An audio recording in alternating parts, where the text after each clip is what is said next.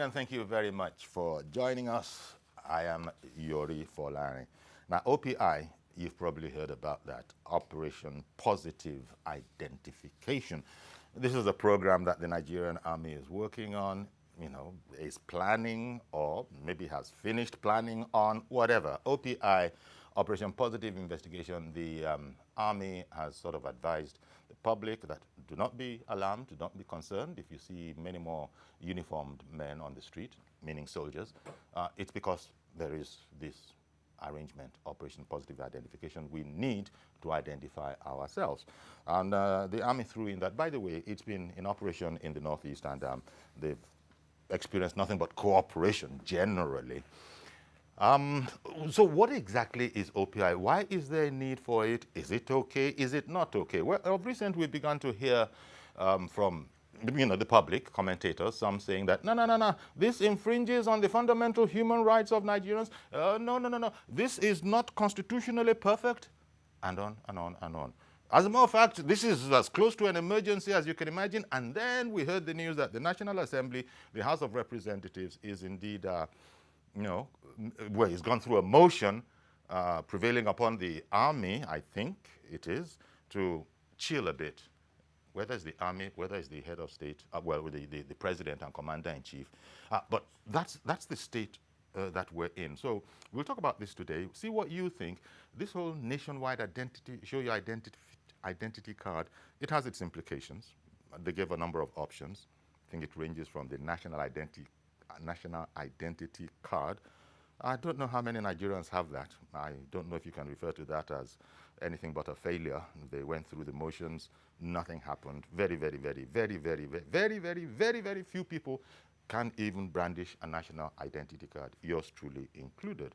But then they allow a voter's registration card, according to the notice, driver's license, up in the Nigerian passport. Who walks around with his passport? But you get the idea. My guest this morning, Honorable Segun Olulade. He's a former member of the Lagos State House of Assembly. Great to have you always. Yes, thank you very much for coming. Thank you.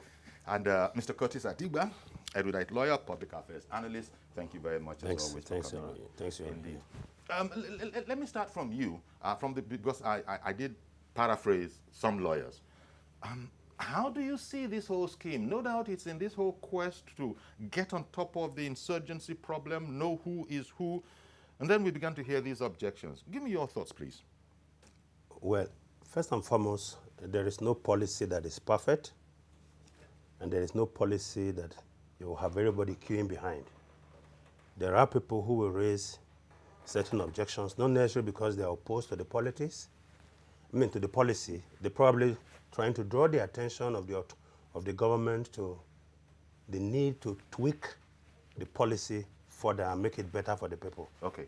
Look, we live in a country where our problem is not policy.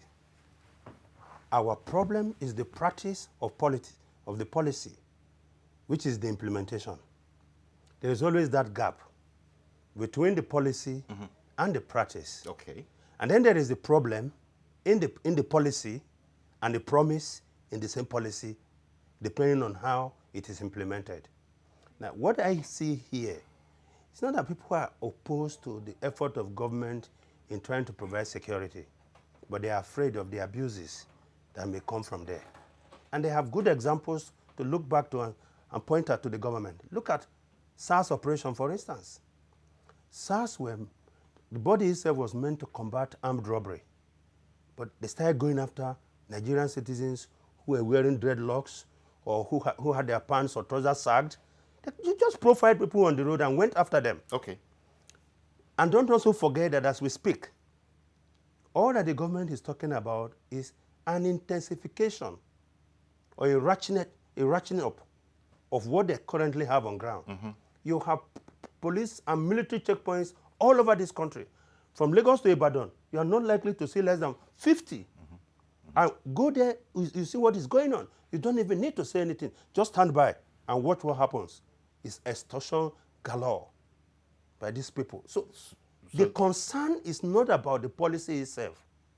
It is the practice of that policy. Okay. That is when Nigerians are worried. Honorable Olulade, what would be your thoughts, your initial thoughts on the whole idea? Because on the one hand, one can see the security implication of what they're saying, or what the army is proposing.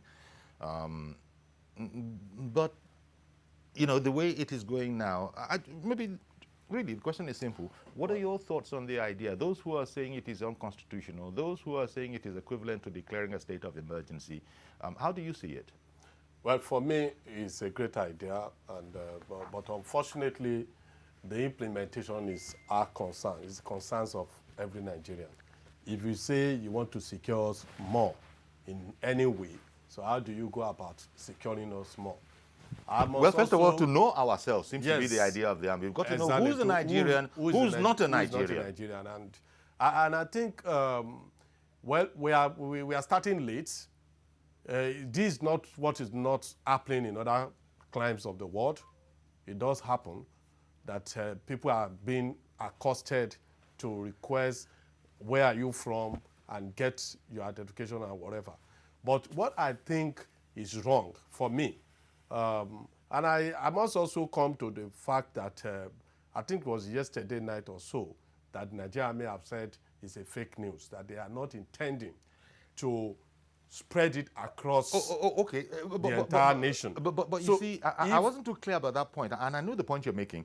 It's in relation to a company that purportedly put out an advisory to its people, you know, using the Nigerian Army logo and saying, you know, so that is what the Nigerian Army disowned. I don't know if it exactly explicitly denied the entire operation. Yeah. It's just that that particular, okay, if it is for that particular thing, no problem.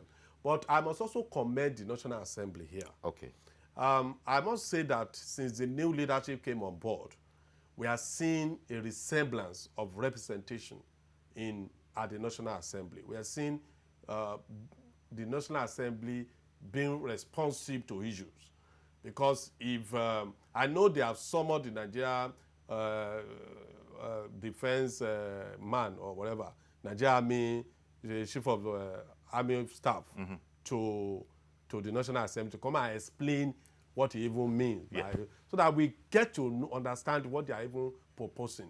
All this ASA, social media thing, is really bastardizing the whole idea. Okay. For me, I think if at all, if we want to be identifying people on the road, it shouldn't be the role of Nigerian Army. It should be the role of other security agencies. Okay, the police maybe. The police and maybe.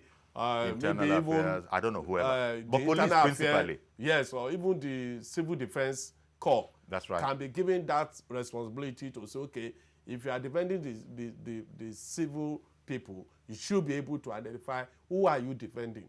I think that is where the whole issue comes from. And when people are talking about the Northeast, we have issue in the Northeast. So if we are introducing every measure to ensure that sanity in that part of the country, I don't think anybody can query that. Because when we are in a war situation, all sorts of things tend to crop up. Okay. For this, I think it's not going to be okay for anybody to start accosting people, and considering what he just said concerning the abuse of such authority, I think it is time that they stop it if they even have intention of doing it at all. Okay, indeed, we'll have to wait and see. But the way the Nigerian Army appears to be approaching this is that it has made its statement and said that, just to let you guys know, this thing is going on here. Everybody is being cooperative, and such is a success, we're thinking of extending it, you know, up and down the land. But as has been pointed out, it has raised some concern because you just have the vision of, you know, there was a time when there were soldiers at, you know, checkpoints all over the place, and they did take the law into their own hands a bit. So that reputation was there. But those were in the bad old days. I don't know if we're in the good old days now, but I think we still have the relic of the past. Some of it.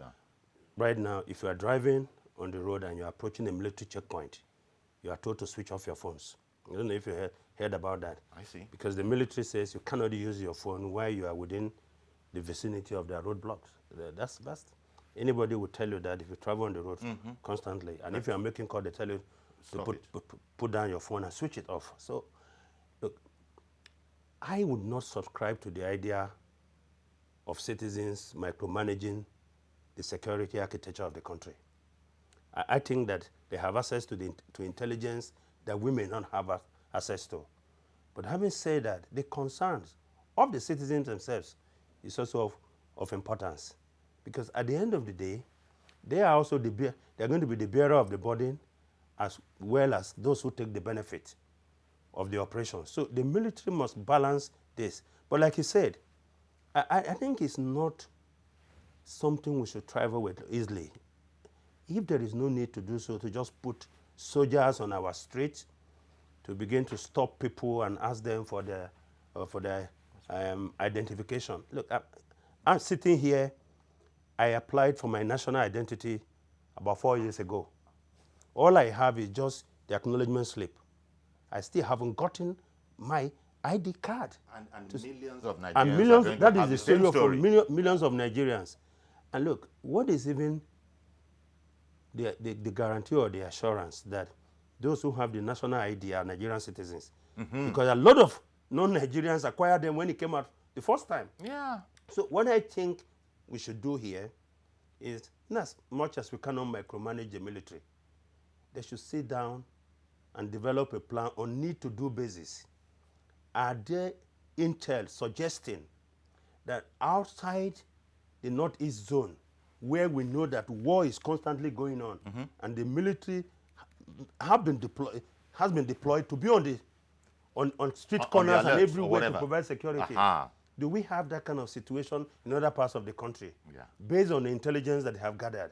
If it is so, considering that we're in the ember months, where there is usually an uptick in criminal activities and all that because of the need by Nigerians to go home and show it big, and show that this is Christmas period, then the military should come out more and inform Nigerians and say, look, you guys have nothing to fear. We'll be professional about our responsibility. Only those who are criminals or have bad intentions should be afraid. Okay, fine. Good morning, good morning, Mr. George. Thank you for calling in. Good morning, Uncle Yori. Thank you for calling. And good morning to the guest. Indeed. Uncle Yori, I do not know who is giving this advice to the president. It looks like the government is completely sidelining the police in its internal security duties. It's not the duty of the army to be verifying whether somebody is a Nigerian or not, or a means of identification. I don't know the purpose. If the purpose is to ensure that Nigerians are separated from non-Nigerians, there are better ways of doing it. For you can make it compulsory that everybody should have a national identity card. If I were the government and I want people to have national identity card, you can say, okay, with effect from a year from now, if you don't have the national identity card, you cannot do banking transactions. You cannot gain admission to schools. You cannot do this. Everybody will go for it. But this way of saying soldiers, every little thing will bring out soldiers. Where is the police? I don't know. Okay. Thank you, Mr. George. Thank you for calling in. And that seems to be the point. People having military uniforms on the street in peacetime. Because, yes, there is a situation in the Northeast, as you said. But that's the Northeast. The Northeast is not all of Nigeria. You know, so there are other Nigerians who, you know, unfortunately for those in the Northeast, but fortunately for them, they only know of these events because they read about them in the papers. So they're just going on with their life. Now everybody would be affected. And the army is maintaining tight lips. It's not saying very much. It is said as much as it is going to say. And when a company put out an advisory support purportedly to its staff, it came out to say, look, stop all of this. You know, but again, we haven't gotten a clear statement that. I think on that also, as a government, we have the responsibility of communicating policies of government to the people that we are leading. So if for any reason there is a fake news out there, not even with the security agents in this country, that anybody will put something, an advert out, and within 24 hours, there will not be a refutal of such an advert. So when you allow such thing to stay in office for, there's a saying that if you allow lie to stay in office for too long, it becomes the truth. People begin to believe it. The area you're talking about is an important area, because we just suddenly saw in the papers that the Nigerian army is taking exception to this. It should be disregarded. Does that mean disregard the entire idea of OPI? So we are even more confused with what they are trying to do. Quite frankly. So we should be clear about what you are talking about. If you say, no, we are not saying anything in this respect concerning identification of the entire Nigerian on the street of Lagos or Bida or whatever, but you are saying everybody should disregard that statement that is being credited to Nigerian army. We will understand that that is what you are saying, but you are pointing to a particular advert, and in that advert is supporting what the people are saying. So we are a bit confused about that, and that's one of the things that government have the responsibility of doing. If there's any issue, please make it clear to the people you are leading. The army did know, and in fact does know, that this move by them is going to be noticed by the public, and that's why they themselves said, do not be alarmed. And I don't think the army has done anything to distract from the original statement. No. What they have done is to simply say to you, the subsequent statement issued by a private entity is not from us. It has nothing to disregard do it. Yes. In other words, stay with us on the original statement that we issued. I think so. I think that's the position. But having said that, the caller said something that is important, and I think we need to clarify that. Sure. The police is responsible for internal security, as well as the DSS, to identify threat and nip it in the bud. However, there is no Nigerian today that will say to me that the Nigerian police is not overworked and inadequate to deal with internal security. And that is the reason why, for the past few years, what we had is always a mixture of the police and other security agencies in trying to combat the threat of insecurity within the boundaries of the nations, instead of the military working to protect the internal integrity and territorial integrity of the country. So it's a unique situation we found ourselves. But then we are not alone. It's very common, given the issues of terrorism all over the world, for you to see soldiers working on streets of major developed capitals of the world. Yeah. You will see them at the metro in New York, you see them in Washington, you see them everywhere. The issue is the manner of deployment. If it's not going to be overwhelming and so pervasive, in such a manner that the citizens will be intimidated and harassed. Which is your point? It is a welcome development. Okay. So that's why I say we cannot micromanage them, but we can express our concern as to the mode of operation. Yes, and they can be a lot clearer than they have been in how they intend to proceed. Good morning, Mr. Jonathan, and thank you for holding on in Lekki. Good morning. Good morning. Mr. Yori. Thank you very much for calling in. Yeah, thank you. Right. I think the issue is that, can I make my contribution, please? Please go ahead. Yeah. The issue we have is about database. Does the country actually have a database in which the national identity card is being even tested? So if people have an identity card and the police or the army stop them, how would they check that identity card is a genuine one? In foreign countries, when you're stopped, you give your other driver license, and the first thing the policeman will do, will go to his vehicle and run through their database to ensure whether all the details on that identity card are correct or not. I just believe that this policy is a way of tracking Nigerians down. It's a way of collecting money from Nigerians.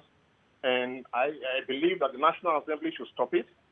It should not even happen, because they'll be going around, even the ordinary driving license that you have to take You go to their office there, it's all about collecting money.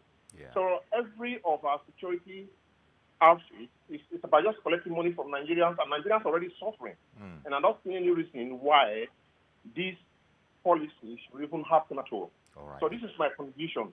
Mr. Yori, you're doing a fantastic job, and with your two gentlemen there. Thank you very much. Thank you, sir. Thank you for calling in. And then that's the secondary aspect of the whole matter.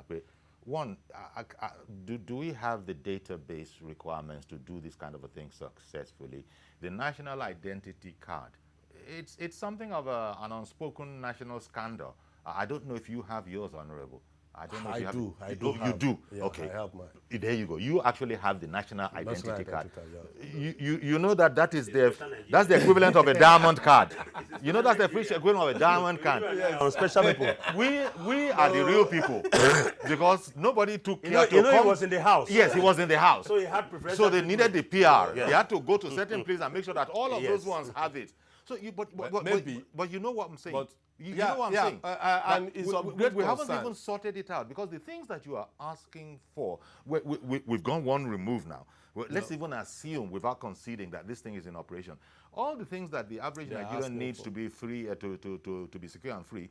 I don't know how many Nigerians have a driving license. I don't know how many Nigerians have a Nigerian passport. That's another thing. And I don't know how many Nigerians have a national identity card. I think, voters registration card. Yes. Most Nigerians will probably have that. You will be shocked. I'm a practitioner in that aspect. When you ask people to come and vote, that's when you realize they don't have a voter's card. These are enlightened people. These are people that you believe they should have a voter's registration card. They don't have it. So our attitude to documentation, for documentation, and statistics gathering in the past. Mr. Jonathan says something that's very, very important to us, Sure. Which is the database. Yes. How do we now have a database, Which database? that would? Do we even have anything to now? Honestly speaking, with VPN or what they call that one? BVN. BVN, yeah, the BVN they are using in the bank is really working. Yeah. You understand? All we need to do is to connect LASTRA, to collect voter's card, to connect all these other national identity card and so on and so forth, the driver's license on the same database. We done these things since? That is the issue. That is the issue. So when the Nigerian Army now gets up and Nigerian says, Army cannot now come and say that we must provide this thing when we provide what they did not give to us, what we didn't have. But It's important. Okay. Here is the catch. We cannot put security down to the existence of a data bank because these things don't wait for each other. These are real lifetime situations. Insecurity could be taking place while you are gathering your data bank. It doesn't mean you have to stop fighting the insecurity and concentrate on having the data bank first. What I think is important is the need to integrate the various data that exist. For instance, like you talked about the BVN, we have the networks, the telecommunication networks that have taken data from people. Yes. Yeah, we have the driver's license, international passport. I think what is important is to centralize this data and then create an access to them for the various organizations that need to use them. Yeah. Now, having said that, progress is also progressive. You cannot just jump from one level, make a quantum leap, like some people are telling us already, and just land somewhere else, leaving the middle hole. So you have to take that step. And there are people who will tell you that for how long will Nigeria take these steps? Again, the truth of the matter is progress is a building block. You have to put them one before the other until you get to the top. Okay. Mr. Yohana Nkeja, good morning, sir. Yeah, good morning, gentlemen. Yeah. Please go ahead. Someone said that the police is supposed to take care of the internal affairs, while the army is supposed to take care of your enemies. But when you now make the army to take care of the internal affairs, then automatically the people will become the army, will become the enemy. There is no way I happen to be an ex-service personnel anyway. There is no way that you can convert the thinking or the training of a military person, in dealing with people, the way a policeman would, from training and experience. Therefore, if you unleash such people on the masses of the Nigerian people, you are going to have a turmoil on your hands.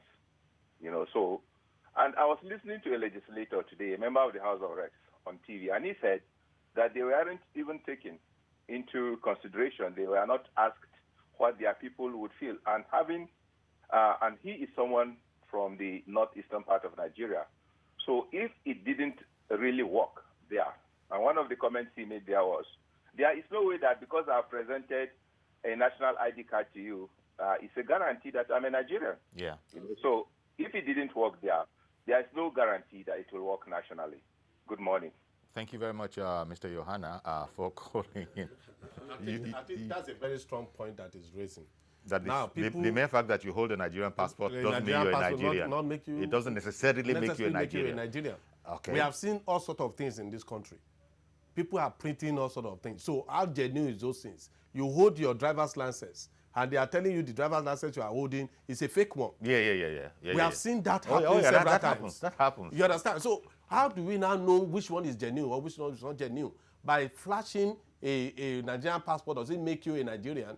So how can we strengthen our intelligence gathering by the security agencies should be the concern. So you're saying that this move by the Nigerian army, in your impression, would have been a bit premature. We haven't very, very premature. We haven't sorted out we the haven't groundwork. sorted a lot of things that we need for to it. put in place before we even start to talk about. I got to go on a quick break now, but when I come back, we'll continue this conversation. And of course, we'll continue taking your calls. Do stay with us, please.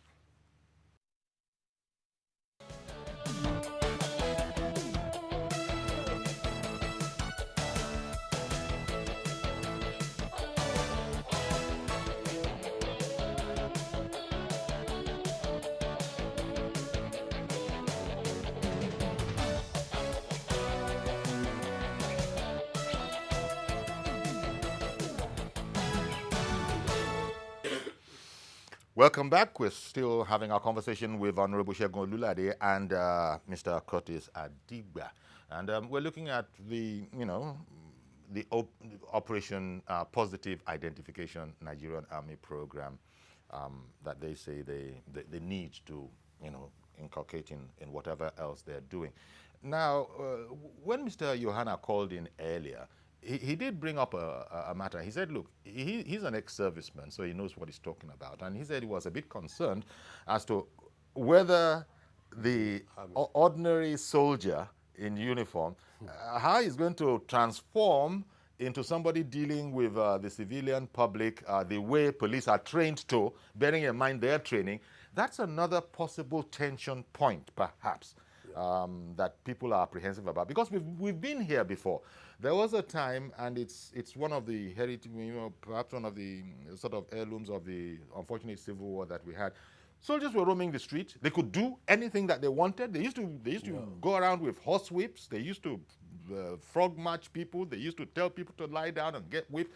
Horrible, nightmarish dreams that we hopefully will never see again. Maybe these are the things that are coming back to people as they're hearing this idea that a soldier might be able to demand identification from me. What kind of a problem is this? We're going back to the Wahala of Yore. Now, the point that Mr. Johanna brought up, that he's not sure you can get a policeman, I mean a soldier, a Nigerian soldier, to behave in the required way. Now, a soldier is normally trained to fight the enemy, while a policeman has been trained to be civil in dealing with the public. So when you look at a situation where you call on a Nigerian army who have been trained to deal with an enemy, once he sees you as an enemy. So he's not seeing the civil aspect of you. He's not dealing with you as human being that he needs to relate with. You can say police is your friend. You can't say army is your friend. Yeah, but you also will agree that whereas the soldiers will go to the war college and all of those kind of things, they also are trained in all sorts of management, all sorts of different skills. There are lawyers among them. There are accountants among them. In fact, every profession is represented in the army. Yes. They call them. Thank you. That's what they call them. There are lawyers among them. But those ones are not the ones that are going to be on the road. They're not the sort of foot soldiers. Yes, that are going to be on the road. So we are going to be facing a lot of challenges in abuse of power and that we are trying to give to them by asking them but we haven't to come and ask Mr. Yori, where is your national identity card that you do not have? Yes. And if you don't have it, they say you are a criminal. And before you could say anything, you are being flogged, you are being dealt with one way or the other. So those are the issues that we are talking about. And for me, I want to use this opportunity to address the National Assembly. Yes. It's a no thing for the Nigerian army to encourage them to stick to their guns. Yes, to do the operation OPI, whatever they call it. They should not allow them. If they have to do the program, it should be from other security agencies that should be given the authority not the Nigerian army. The immigration officers can be identifying people at the customs, borders, everybody. customs, whatever. Okay. But not that you will now. Abe, let me thank you for holding on. Good morning, sir. Yes, good morning, Uncle Yori. Good morning, sir. And good morning to the guests in the studio. Sure. My contribution this morning, Uncle Yori, is just to advise the federal government of Nigeria. You know, we always put the first thing and the last thing and the first. That's one of the problems we have in Nigeria. First and foremost, the issue of sending soldiers to the streets of Nigeria for the base of identification, first and foremost, if they like, let them send 10 million soldiers to the Nigerian community. It's not going to work. That's a fact. Because there is a fundamental problem from the beginning that we are not addressing. And when we are not addressing the real root of the problem, we can never get a solution to the problem. First and foremost, this is the solution I want to profile. First and foremost, it's too late to profile the whole Nigeria in terms of identification process because of the terrain we are operating from. That's number one. And the solution to that is maybe the government can say, okay, any children or any kids born from 10 years up to this date, if they don't have identity document, and that identity document will be something that like a plastic that the number will be so unique to the point that two people cannot share the same number, and that number, even when they go and apply for a passport in future, automatically that number will appear on their passport. Both the passport number and the identity number will appear on the passport. So they can say all children born from 10 years from now should profile them to have a proper identity document for them to be identified with.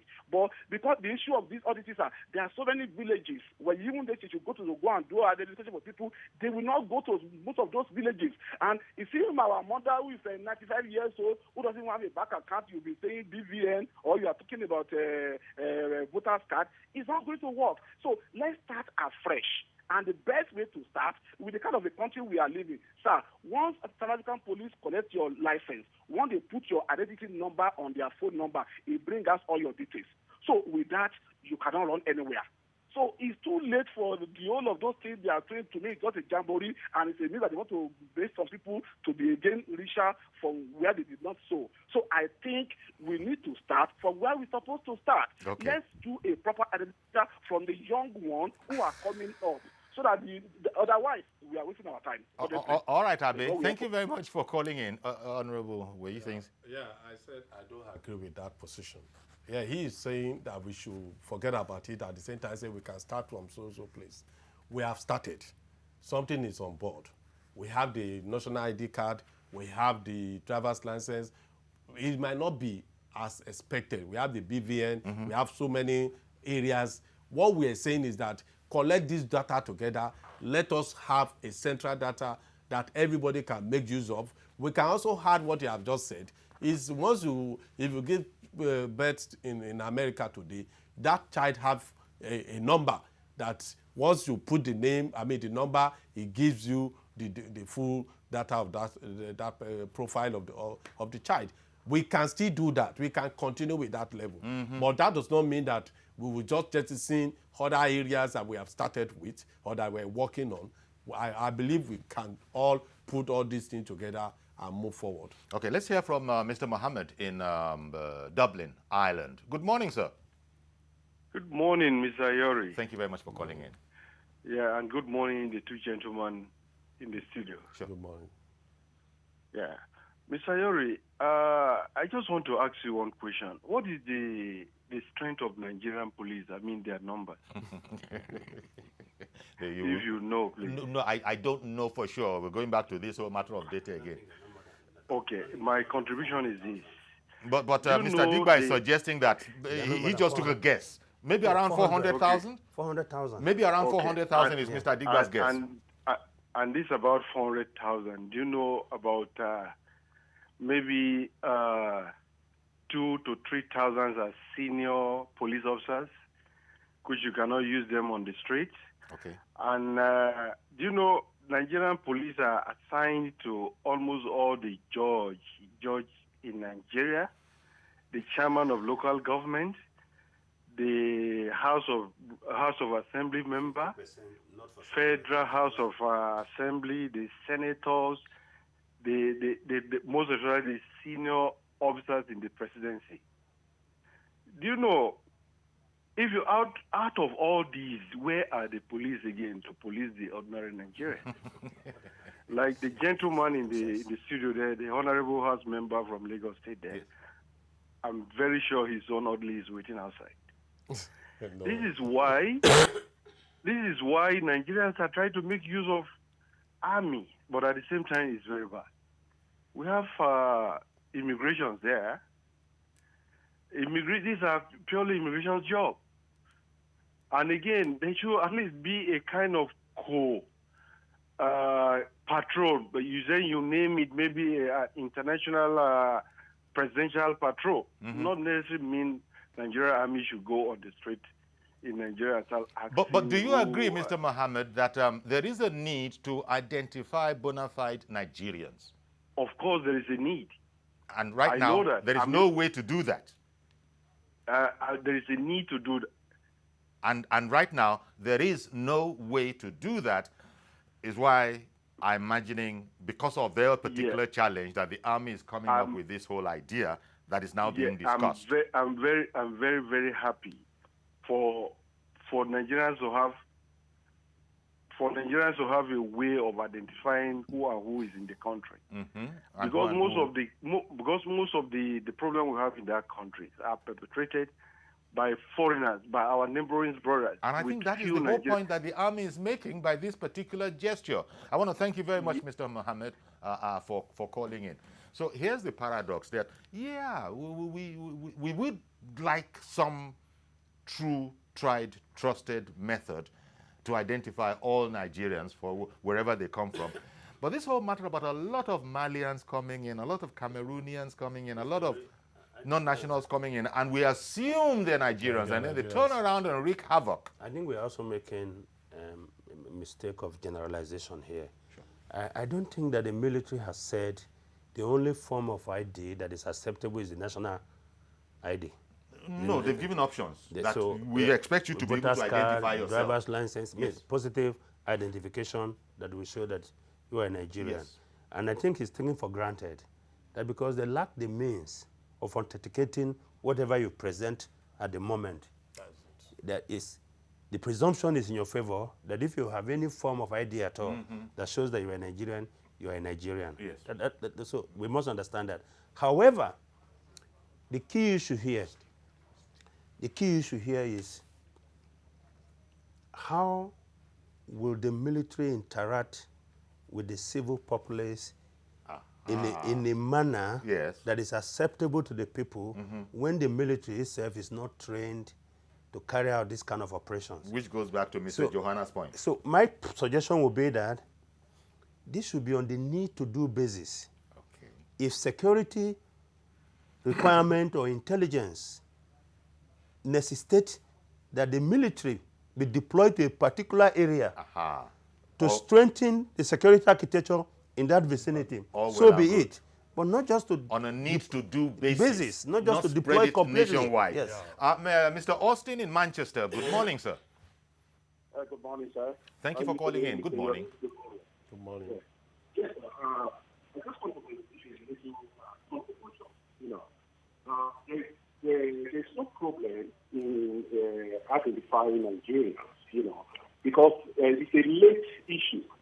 You see, the developed words today, like the previous man just suggested, on the streets, the police control, when they go into the car, identify them by virtue of their card or ID card, where they are residents. So this development is right in Nigeria for every Nigerian to be identified. But the thing is that I'm not abiding with the Nigerian army, taking the job. Where are the immigration? The duty of the immigration, to go with that, identifying the Nigerians. The problem about the government of Nigeria is that the people are advising the presidency. In fact, I think they have bold ideas, which is not even giving any resource to the development of Nigeria. There is a need at this time for every Nigerian to be identified, with their card. So it's a question of, database, using their own digital database to get their residents. Then, and that is done. The moment you see anybody in the town or in the street, then you identify such person through the card. The police can go inside, can go through the phone or through the digital machine in the car and identify where that person is. We have to start from somewhere because there's no time waiting about all these things. Most of the developed worlds today, that they have way of identifying person in the street. So I think at this time it is right for Nigeria to do an identification. It's a good development. That is just my contribution. Okay. Thank you very much for calling in. It's true, the scale is humongous, but even corporate organizations are doing it. But know your customer, I believe it is. Whether it's an internet company, whether it's a bank, beyond just saying so and just filling our form, I think they also take their own measures to ascertain that this person is a real person. Who is he? Who is she? The scale is totally different. So, but if you look at it, between what responsible corporate organizations are doing, and I think it is the authorities that have compelled them to do that. This know your customer, is it KYC or KYC? It's a very important aspect of some. Even government establishments are doing that. For instance, you cannot go and obtain a Nigerian international passport today if you don't have your national ID or the slip. That's a new development. That's a new development. Yes, you cannot apply for international passport if you don't have a slip. A slip for national ID card. What national ID card that they didn't bring to a successful, apart from Honorable Lulade and his colleagues? Yes. Who else got that national identity card? Again, look, I think part of the problem that we have is the over-centralization of our institutions. And the responsibilities that they are called upon to perform. For instance, it's possible to issue national ID to a child that is born in every hospital. Yes. Just at birth. Yes. Just like you issue the birth certificate. Yes. You can't issue the national ID. You can't even issue the international passport. So these are things that we can do, but again, the ability to organize and be very efficient at doing things is not one of our big strengths. But hopefully with time, a new set of Nigerians with better capability will emerge and be able to put this in place. This conversation is bringing out other details. Yeah, it's the army that brought this OPI operation, Positive identification.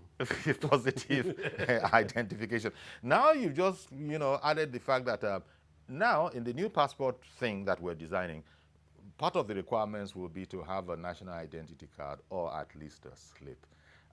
I just hope that Nigerians keep things that well, because we've been working on this. We must have spent a pretty penny, and as is typical, unfortunately, locally, when a thing gets too sticky or whatever, they just drop it. And as far as I'm concerned, that's what has happened. It never worked. Yes, that is not to say that absolutely nobody got an ID card. And I'm not just saying Honorable Lulade and his colleagues this time. Some people did get, but we couldn't seem to go through all the necessaries. I remember we went and spent a lot of time. We went there, we queued. They said they would send us a text message. You will go to the website, you do this. It's all rubbish. It never worked. Unlike the voter's card, I think that a lot of people have. So I don't know why. Who was it? Was it Abe who called in from South Africa saying that we often put the cart before the horse? We haven't made sure that most real Nigerians can indeed identify themselves successfully. That's just the main. And then you jump into you jump into real life. I think Mr. Abubakar in Kaduna. Good morning, sir. Good morning, Uncle Yori. Good morning, sir. For me, I think this is not necessary for military to take over it. Because, Uncle Yori, if you look at it, how many issues that Nigerian army wants to be handling? For me, this issue is not even something of debating because it's another way of bringing back corruption into the military entirely. This is purely the issue of Nigerian immigrations are there so they can handle these issues, not Nigerian army. Is it that they want to drop their weapons and come back to town, start acting of national identity card? I think for me that is not necessary for the military to take over it. That is my own contribution. Thank you very much, sir, for making it. The immigration, you would think that it would be the primary concern of immigrants. And when you see busts, when you see raids abroad, when you see documentaries of this, it's never by the army. Indeed, it's never by the police. It's by the immigration services. Yeah. If they need police backup or protection, they will request it, and those ones will stay in their lane while they go in and do the work. The needful. You know, they do the needful, and you see them at least in foreign documentaries. Immigration people accosting shop owners who were, we brought in illegal workers. Everybody knows about that. If you happen to be interested in documentaries and you watch global television, you'll have seen it done. But the idea here, people think is too close to an emergency, which perhaps the Nigerian army will say we have, if only you guys knew what we were going through. And that's their way of looking at it. But the National Assembly, you said you're happy with them because they're showing that, you're representing some people, and this is the way people feel about this whole idea. It's not a good one, would be. But we see, the Nigerian... It's a good policy. The policy of identifying people is good. But the mode of operation is what Nigerians are concerned about. Who are to execute this? And that's why we said... who and who? We've said it's the Nigerian army that will conduct it now. We have said it that Nigerians are speaking, and I believe the National Assembly will do the needful, and they are hearing this, that we say no to Nigerian army to be involved in this. Okay. Nigerian army can do other areas of security that they are providing for the country, but not let on them leave identifying.